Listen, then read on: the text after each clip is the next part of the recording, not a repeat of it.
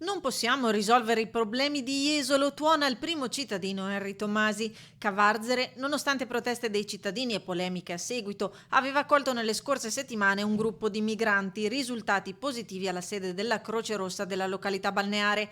Ma ora che sono tutti negativizzati e hanno finito il periodo di quarantena, si trova a dover gestire l'inaspettata permanenza. Dalle ultime comunicazioni che ho avute, sia telefoniche sia per iscritto con il prefetto, queste persone rimarranno nel nostro territorio. Questa sicuramente è una notizia negativa. Ho già messo in evidenza e mi sono più volte espresso con gli organi di competenza che il problema Jesolo non può risolversi in soluzione Cavarzere, ma se queste persone, questi richiedenti asilo erano residenti nel territorio di Jesolo ormai da 5-6 anni, deve essere trovata una soluzione presso il comune di Jesolo.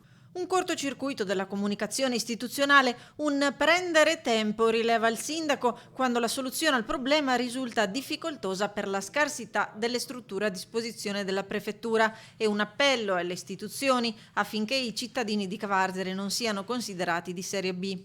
E il mio appello, che faccio ora in questo momento, non è solamente al prefetto ma anche alla Regione Veneto, che molto si è mossa in modo anche molto veloce per risolvere il problema a Jesolo, ma è completamente silente nel gestire poi la situazione qua nel territorio cavarzerano. Ieri intanto le operazioni di svuotamento della Croce Rossa di Via Levantina, poiché considerata non idonea per la gestione del problema sanitario attuale.